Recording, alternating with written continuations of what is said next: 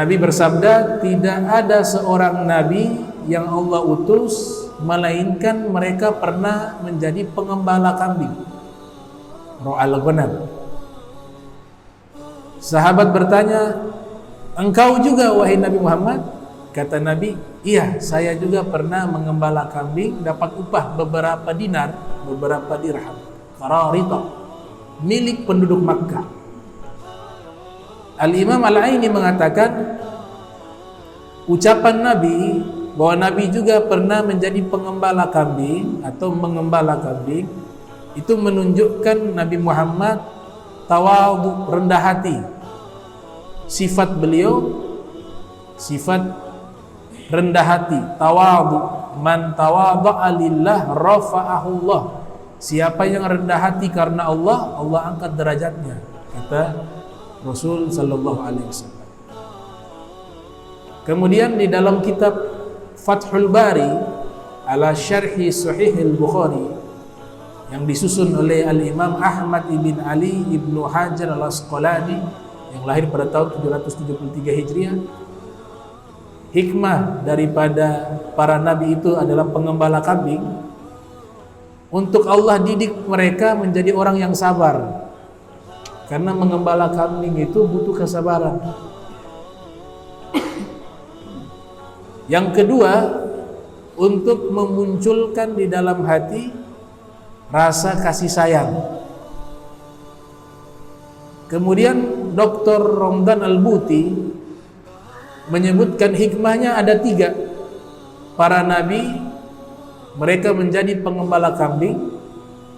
Yang pertama, untuk Nabi Muhammad memunculkan kepekaan ketika beliau menjadi pengembala kambing. Yang kedua, adanya waktu tafakur. Karena biasa pengembala kambing mereka pergi di tempat yang jauh, ladang-ladang yang jauh, mereka sendirian di situ. Di situ adalah momentum mereka bisa bertafakur alam semesta, langit. Kemudian mereka bisa melihat itu pergantian siang dan malam, dan waktu mereka juga tidak terlalu banyak dengan manusia sehingga mereka tidak tersibukkan daripada bertafakur. Yang ketiga, sebelum mereka nanti diutus menjadi rasul, maka mereka itu punya tugas membimbing manusia. Membimbing manusia. Maka sebelum membimbing manusia diberikan latihan dulu untuk bisa masuk kepada tugas yang berat. Latihannya adalah membimbing kambing, mengatur kambing. Dan memelihara kambing ini adalah satu bentuk keberkahan. Jadi kalau orang yang piara kambing itu dapat berkah. Tidak harus dijual. Dia piara, dia ternak untuk jual juga berkah, atau hanya sekedar dia ternak untuk nanti dia sedekahkan atau dia konsumsi. Nabi pernah katakan kepada Ummu Hani, ittakhidhi ghanaman fa inna fiha barakah. Peliharalah kambing karena sesungguhnya ketika memelihara kambing ada keberkahan. Tapi dengan syarat kambingnya harus dijaga. Jangan sampai masuk ke tempatnya orang, mengganggu orang, jadinya dosa. Ini hadis diriwayatkan oleh Ibnu Majah. Ada keberkahan memelihara kambing. Rasul sallallahu alaihi wasallam beliau bekerja mengembala kambing dapat upah, itu beliau berikan kepada pamannya. Nah, ini mengajarkan bahwa bekerja itu adalah satu bentuk perintah. Karena Nabi sebelum mengucapkan, Nabi sudah praktekkan. Nabi hidup dari ketika masih anak-anak, hidup dari kerja mengembala kambing. Walaupun tidak seberapa, tapi itu adalah satu teladan. Dari kecil Rasulullah sudah menjadi orang yang rajin bekerja. Ada kitab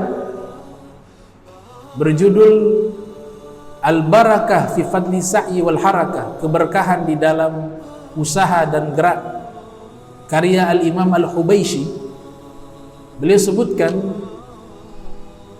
seluruh para nabi itu memiliki profesi. Nabi Adam sebagai petani, fallahun.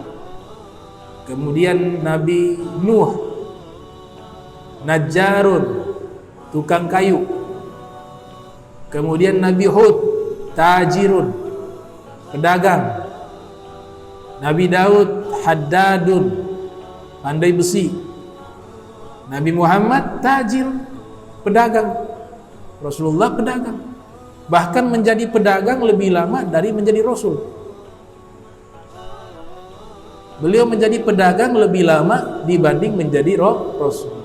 Kalau diangkat menjadi Rasul usia 40 tahun, meninggal usia 63 tahun. Tapi dari kecil Nabi sudah berdagang. Dari kecil Nabi sudah berdagang, bahkan mendekati menjadi Rasul, Nabi masih berdagang. Usia 38, 39 tahun masih berdagang. Tapi ketika sudah diangkat menjadi Rasul usia 40 tahun, Nabi tinggalkan itu. Karena sudah ada perintah yang sangat berat dari Allah Subhanahu wa ta'ala. Sanulki alaika qaulan thaqila. Sanulki alaika qaulan thaqila. Kami bacakan kepadamu satu risalah yang berat, ucapan yang berat, firman yang berat. Al-Imam Fakhruddin Ar-Razi mengatakan makna berat di sini adalah tanggung jawab yang Nabi pikul itu sangat berat. Ajaran ini yang Nabi bawa, tanggung jawabnya sangat berat. Makanya Allah sifati dengan kata thaqila. Thaqila artinya berat. Di baiat yang kedua, walamma balagha tasi'atan min umrihi safara ila Syam ma'a ammihi Abi Thalib bitijaratin. Ketika Nabi sudah usia 9 tahun, sudah menginjak usia 9 tahun, dalam satu riwayat 13 tahun, Nabi melakukan perjalanan jauh ke negeri Syam. Syam ini menurut Syekh Yaqut Al-Hamawi dalam kitabnya Mu'jamul Buldan, kamus nama-nama kota, beliau isyaratkan Syam itu Palestina, Suria, Jordania, Libanon. Zaman sekarang negara, 4 negara itu zaman dulu namanya Syam. Palestina, Suria, Jordania, Libanon.